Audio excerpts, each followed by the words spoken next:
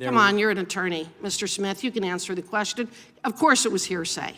And hearsay isn't admissible in a court of law, is it? Why? Because it is inherently unreliable, and the victim or the target of a prosecution is not able to cross-examine. Isn't that correct? In fact, Mr. Smith, if you had attempted to walk into court with Cassidy Hutchinson's testimony, you would have been thrown out on your ear. No judge, no legitimate judge would have ever allowed the testimony of Cassidy Hutchins to be admitted in a court of law, would they? Mr. Smith, it was during your deposition with our committee that you revealed that you tasked your team, specifically J.P. Cooney, to engage with the partisan January 6th committee. You had to have known at the time the controversy surrounding this committee, including the fact that all of the members had been appointed by Nancy Pelosi, who disallowed the Republicans from being able to engage. Yet you proceeded anyway, raising numerous questions as to your strategy for conspiring with the J6 committee.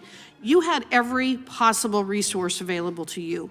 Your prosecution of President Trump was clearly a priority for the Biden administration, and it is clear that you had an unlimited budget.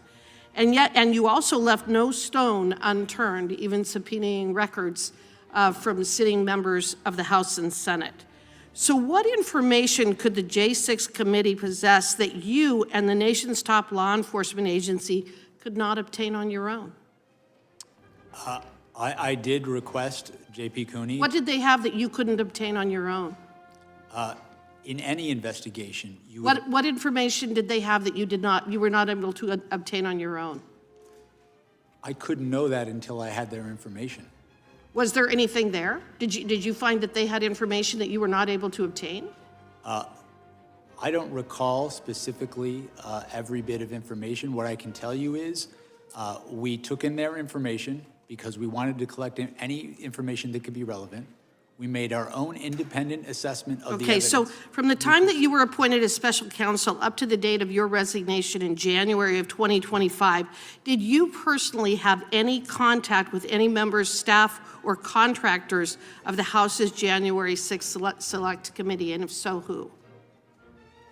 I do not believe I had contact with anybody personally from the January Select The Committee. January 6th committee failed to archive or preserve its video recordings of witness interviews, deleting or destroying as many as 900 interview summaries or transcripts involving more than 1 full terabyte of digital data.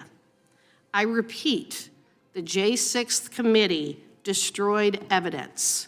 Let that sink in. Why would they do such a thing? I think we have a dang good idea. The committee actually used selective clips from these videos and transcripts during their hearings, and yet by destroying this evidence, they have denied Congress and the public the ability to obtain their full content and context. They created their narrative by selective use of the evidence before them, so how very convenient.